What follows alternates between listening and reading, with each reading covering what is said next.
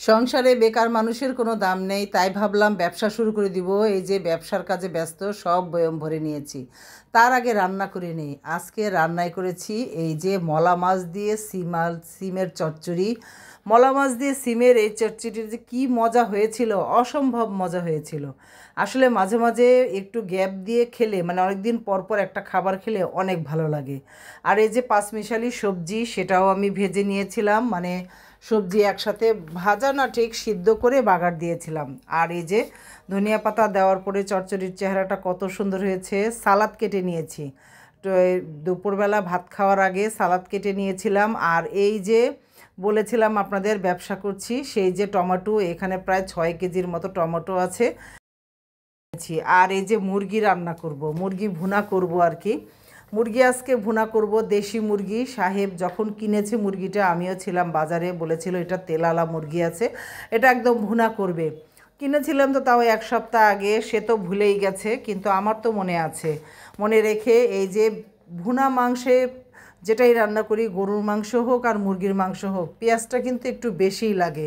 যদি বেশি হয় তাহলে, মানে মুরগি যদি বেশি হয় তাহলে একটু মানে মিডিয়াম দিলেই হয়, কিন্তু মুরগি তো আমার একটা, এর জন্য একটু বেশি দিতে হয়েছে।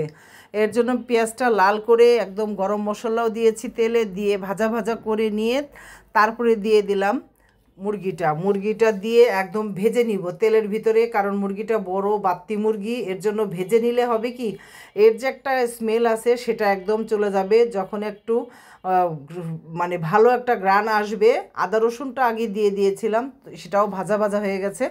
এখন বাকি মশলাগুলো দিয়ে দিলাম 1 চামচ ভরে একদম হলুদের গুঁড়া, আর মরিচের গুঁড়া দিয়েছি 2 চামচ। দেওয়ার পরে এখন দিয়ে দিব ধনিয়া। আমি ধনিয়া গুঁড়া করেছি এইবার ধনিয়া গুঁড়া দিয়ে দিয়েছি, আর দিয়ে দিয়েছি জিরা গোলমরিচ, সেগুলোও দিয়ে সুন্দর করে দেখেন একদম ভাজা ভাজা করছি। এটা মুরগিতেও তেল ছিল, সেটাও তেল বেরিয়ে এসেছে, একদম তেল তেলা হয়ে গেছে।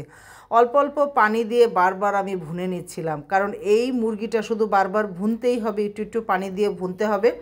তাহলেই হবে কি, এটার কালারটা আরও সুন্দর হবে আর সিদ্ধ হয়ে যাবে। এই যে আমি পানি দিয়ে দিয়েছি, আর পানি দিব না, এই পানিতেই এখন শুকিয়ে এবং সিদ্ধ হয়ে যাবে, বাস। এই তো ফুটে উঠেছে, এখন আস্তে আস্তে পানিটা শুকাবে। আর ওই যে বলছিলাম ব্যবসার কথা, সেই যে ব্যবসা আপনাদের সাথে দুষ্টামি করলাম। আসলে অনেকগুলো টমেটো কিনেছিল সাহেব, 10 কেজির মতো।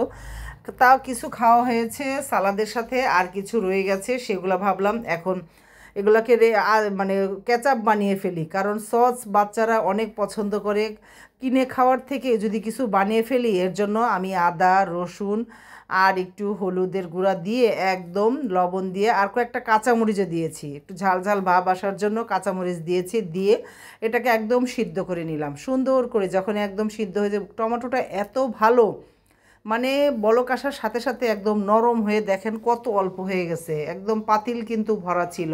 আমি আস্তে আস্তে শুকিয়ে নিয়েছি, এই যে একদম শুকনো হয়ে গেছে।